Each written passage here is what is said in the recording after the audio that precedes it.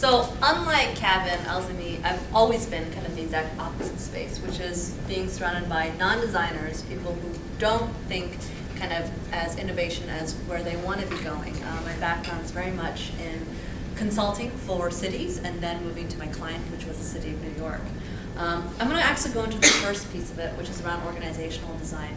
And I tried, yellow's a little strong, but that's the color of our yellow track.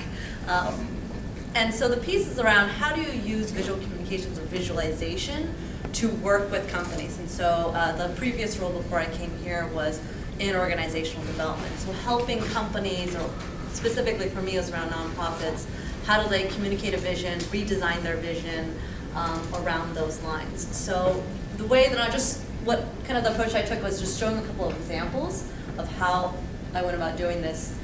This is just kind of thinking of if a company were to, like a nonprofit, were to build a new mission statement, how would they go about doing that? And so instead of kind of very that usual sense of brainstorming, drawing post-it notes, helping them think about what are the very simple structures they need to do. And so this really helped the group say, all right, what are the 3 buckets I need to start shaping my ideas in? This was a piece of I was consulting for almost a 100-year-old nonprofit. They bring in about a couple $2 million in revenue each year. But because they had kind of very characteristic nonprofits, they shift people all the time. There's not a lot of institutional knowledge. And so as I started to interview folks and understand what were kind of their visions for the organization, I realized that no one had a common grounding for what the organization has done and has stood for as it's evolved. So the first piece that I did was really, as kind of Kevin, what you're saying, executive education, was education. And that education is just bringing them on the common what the information is. And rather than bringing in speaker or to go through it in a verbal manner, I just showed this to them. And it very much was an aha moment, and I think that's a powerful piece of using design in organizational strategy. So this was very much an understanding how your budgets changed, what were the different focuses, and a lot of times, especially in nonprofits, they focus on their programs. They get very kind of stuck to, we do a reading program and we've been doing it forever. And then I kind of show them, you know what? In the range of 100 years of your organization, you've been doing it for maybe 10 years. So letting them also step back from what they're doing today and making a more long-term decision of where they want to go. This was the same organization, but along the sense of they had split into so many different entities, legal entities, and also giving a sense of, instead of here's the 3 entities and these are the people that fall into it, giving them a sense of how their resources were distributed, where different groups fell into place. Usually in traditional organizational design, people just put up an org chart. And what I was finding with my client was that they were really struggling with, once again, confusion of information. And so this was something that they could say, okay, I know that I have overlapping admins with my 2 organizations right here. This organization actually has no administrative infrastructure, and all my programming falls under this legal entity.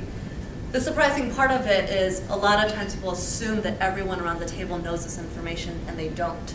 So this is kind of what we did to, once again, that common knowledge. I'll just breeze through the next pieces, which is just around, this is what we use, very visual around helping with program management, a lot of with project management when nonprofits or even companies, they think about how do I identify which products I'm going to continue with. Nonprofits say, what are the programs I want to continue with? And so they didn't know how to pick it. So, and it's hard for, especially in nonprofits, to think about what am I going to trade off? And so this was a piece for them almost to grade themselves. And so once you grade yourself, you can see, okay, I have 5 programs on the line. Obviously, I can see from here which ones are doing really bad, which ones are doing better at. So it also brings less of the emotional pull to it when you're working toward a mission-based organization. This is something that I learned in my product design class, and then I applied it to also then helping them identify, you can't really see here, but helping them identify where their program sat in comparison to other similar tennis inner-city programs around the country, and the differences that they had. So very much in the sense of, okay, if French Mustard wants to differentiate themselves, how do they sit with their other product lines? The second piece of it is around information design. What I've been doing with the City of New York is very much around that. I managed 5 vendors that then they were contracted out to run five employment centers. Each center saw about a couple thousand people a day. So these people are line staff, very much like your manufacturing. They never really have the time to take in information, R&D, data, but they're the ones on the frontline staff. So it's almost thinking about if our OCD counselors never knew what the industry looked like, and they're constantly just saying, you know, go get that job, go get this job. So this is what we started off with. When I came in New York City, distributes their research like this. So this is what the future of the construction market looks like. You're going to place people on jobs. No one's ever going to read this, particularly line staff that are counseling for New York City residents. And not only is it that draft, it's also 12 pages long for each segment of the industry. Once again, no one's going to look at it. So taking that, I think, design thinking, empathy, and understanding who my true customers were, which were my line staff, then thought about what is it that they need on kind of their hands to help people get better jobs. So I worked with a bunch of our teams and created this one-pager. So each industry, each sector, very easily understood where is it going, what does it look like, and then what are the occupations and opportunities within that, where do we have presence and concentration around. So this was really helpful when they were actually talking to a resident who's looking for a job. They could say, well, you know what, this, let's say someone wants to go into healthcare and they want to become a registered nurse. What does that look like? And so they can start using that, and also gives them, the customers, a sense of what does my path look like. So that's just kind of in general, kind of the infusions you can do with organizations that normally never think about design and visual communications. That's all I have. Thanks, everyone.